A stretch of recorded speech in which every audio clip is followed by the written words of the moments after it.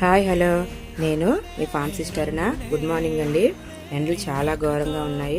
చాలా జాగ్రత్తగా ఉండాలి. చిన్నపిల్లలైనా పెద్దవాళ్ళైనా బాడీ డీహైడ్రేట్ అవ్వకుండా చూసుకోండి. వాటర్ కానీ, కోకోనట్ వాటర్ కానీ, బార్లీ వాటర్ కానీ తీసుకోండి. ఈ ఎండలకి వామిటింగ్స్, మోషన్స్, ఫీవరు ఎక్కువ కేసెస్ అయితే వస్తున్నాయి. చాలా జాగ్రత్తగా ఉండండి. 3-4 డేస్ దాటినా కూడా ఫీవర్ వచ్చినా హాస్పిటల్కి వెళ్ళకుండా ఆ డోలో వేస్తూ కంటిన్యూ చేసేస్తున్నారు. అలా చేయకూడదు. మీకు ఒక ఎగ్జాంపుల్ చూపిస్తాను. చూడండి ఎంత ఎండ. 9:30కే ఎంత ఎండ ఉంది. ఆ పాపను కూడా ఫార్మసీకి తీసుకొని వచ్చేసాను. దానికి అక్కడ అసలు ఉండడం ఇష్టం లేదు. చూసారు కదా. ఇప్పుడు చూడండి, మీకు ఒక ఎగ్జాంపుల్ చూపిస్తాను. బ్లడ్ టెస్ట్ రిపోర్టు చూసారు కదా. 1 వీక్ నుండి ఫీవర్ వచ్చినా ఇంటి దగ్గరే తను ఉండిపోయాడు.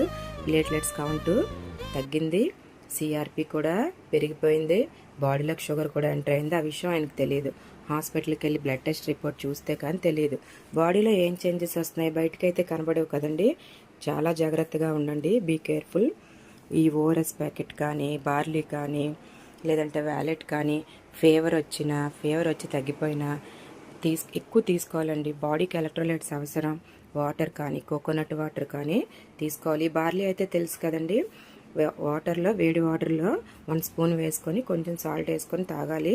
వ్యాలెట్ అయితే తెలుసు కదా, నార్మల్ వేడి వాటర్లో కలుపుకొని 1 గ్లాస్ వాటర్కి 1 ప్యాకెట్ తీసుకోవాలి.